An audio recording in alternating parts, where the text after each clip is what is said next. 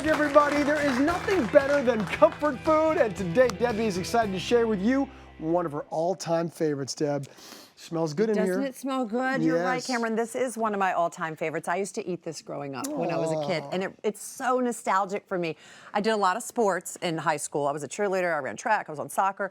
So when I'd come home from one of the sports events or practice, I'd walk in the door, and I'd immediately know what my mother was cooking because of the smell of this. The best in the world. And I'm like, oh, yeah, that's the greatest feeling. And then when John and I met, he said that he had grown up eating these as well, and that his mother made them. So it became a bit of a healthy competition of whose mother's stuffed peppers were better. It's not a competition, people. Only sometimes. Only sometimes.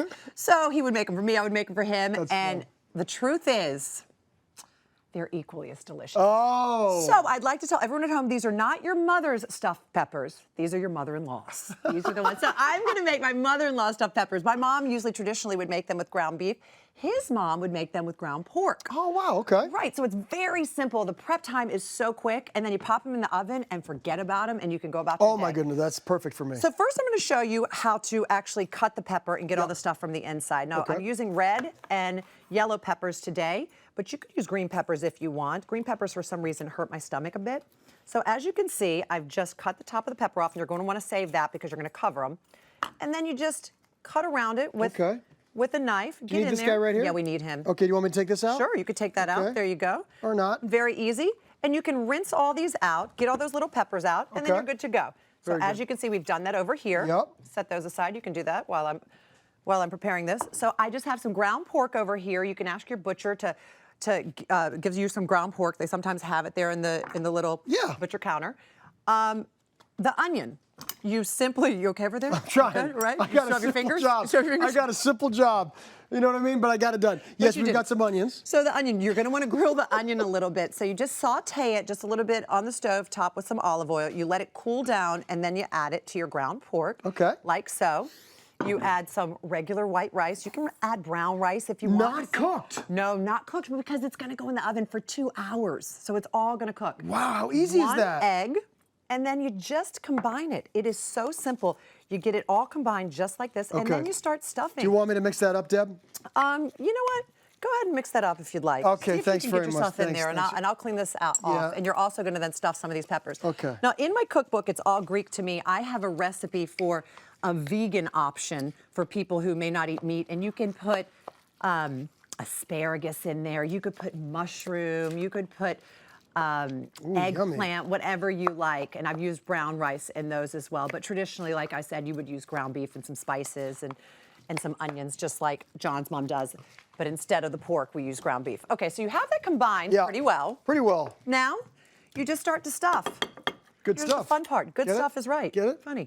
Okay. So you just stuff just like that, and you want to really get it in there. You can overstuff these. It doesn't have to be like when you're making ravioli and you don't want to put too much.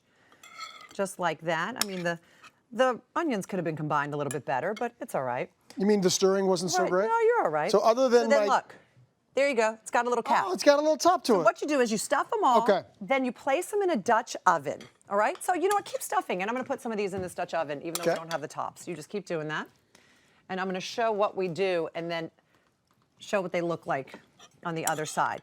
So the way that my mother-in-law does them is she keeps them on the stove top. My mother would put them in the oven.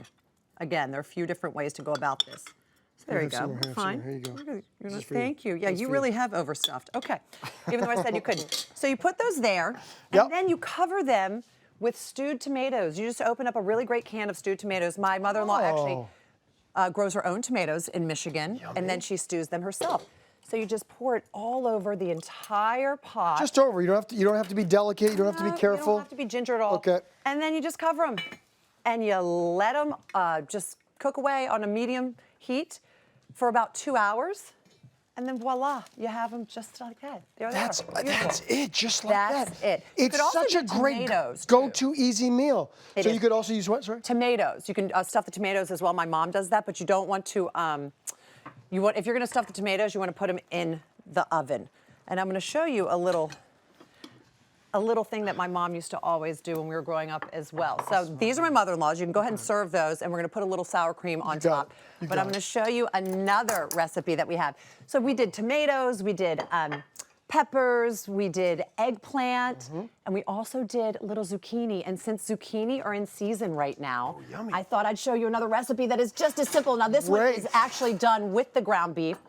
And what you do is you slice the Wow. zucchini in half cylindrically, gonna and you move this cut in one off the second. bottom so they can stand up like little soldiers. You do the exact same thing. Here, honey, that's way too hot. Okay. Can you do that? Here. Sure, I got it. I mean, the two of us in the kitchen are like Ricky and Lucy. Well, Okay. you know, I'm getting There you go.